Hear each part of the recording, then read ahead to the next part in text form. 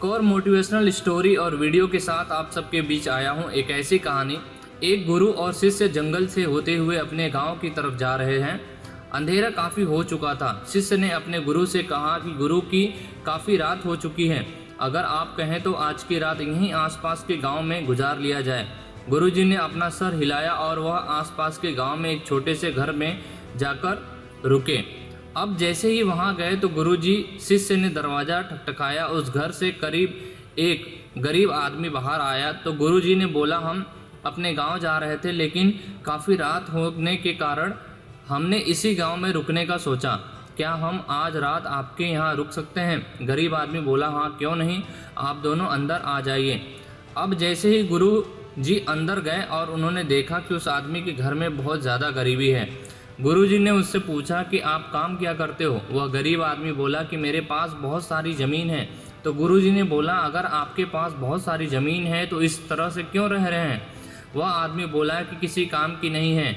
गांव वाले बोलते हैं कि यह बंजर ज़मीन है, यहाँ पर कुछ नहीं उगाई जा सकती है और वहाँ फसल उगाना बहुत ही बेवकूफ़ी होगी और बहुत ही मुश्किल भरा काम होगा।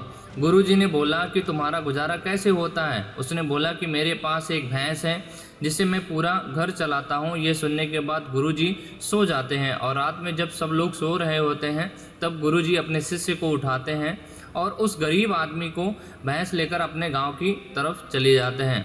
शिष्य अपने गुरु से पूछता है कि गुरुजी, कहीं आप ये गलत तो नहीं कर रहे हैं? उसकी भैंस आप क्यों लेकर जा रहे हैं?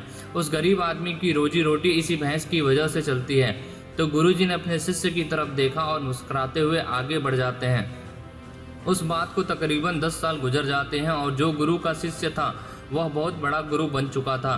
तो एक दिन उन्हें उस गरीब आदमी की याद आती है कि मेरे गुरु ने उस आदमी के साथ अच्छा नहीं किया था, मुझे एक बार चलकर देखना चाहिए कि वह आदमी अब किस परिस्थिति में है, अच्छा है या उसकी परिस्थिति और ख़राब हो चुकी है।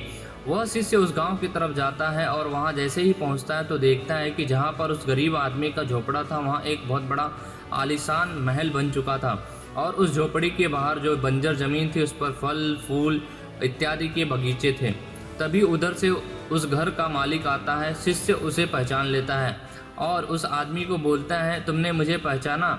मैं अपने गुरुजी के साथ आया था, हमने एक रात के लिए आपके यहाँ रुके भी थे। वह आदमी उसे पहचान लेता है और बोलता है कि उस रात में आप कहाँ चले गए थे? और उस रात के बाद ही मेरी भैंस कहीं चली गई थी, मेरे पास कोई और रास्ता नहीं था, तो मैंने अपने ज़मीन पर मेहनत और फसल निकाली और मेहनत काफ़ी किया और आज मैं इस गांव का सबसे बड़ा और सबसे अमीर आदमी बन चुका हूं, उसी बंजर ज़मीन पर मेहनत करने के बाद। यह सुनने के बाद शिष्य की आंखों में अपने गुरुजी के लिए आंसू आ गए और उसे यह बात अब समझ में आई और वह रोने लगा। इस कहानी का सारांश यह मिलता है कि अगर आपके अंदर बहुत ही लिमिटेड टैलेंट है और छुपा हुआ है तो आप कुछ नहीं कर सकते हैं। आपके पास रिसोर्सेस हैं तो आप कुछ नहीं कर पाएंगे। जो आपके पास पहले से रिसोर्सेस हैं वो चली जाएंगे तो आप ज़रूर न ज़रूर कुछ ना कुछ कर लेंगे। वैसे ही अगर उस रात में उस गुरु और शिष्य के वहाँ ना रुकते, ना गुरुजी भैंस लेकर जाते, ना वह आदमी अपने बंजर ज़मीन में कभी सोचता कि फल और फूल उगाने के बारे में, अगर वह नहीं सोचता था आज वो फिर से वह गरीब आदमी रह जाता। उसने मेहनत किया और उसने फिर गांव में सबसे बड़ा अमीर आदमी बन गया। तो ऐसे ही लिमिटेड रिसोर्सेज में लोग दब जाते हैं।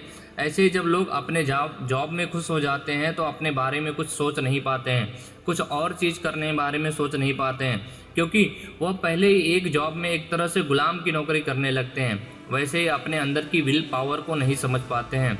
तो ऐसे ही शिष्य और गुरु की कहानी रही, जो कि किसी गरीब के ज़िंदगी को बदलने में उनका बहुत ही अच्छा योगदान रहा। तो ऐसे ही मोटिवेशनल स्टोरी जानने और सुनने के लिए हमारे चैनल को सब्सक्राइब करें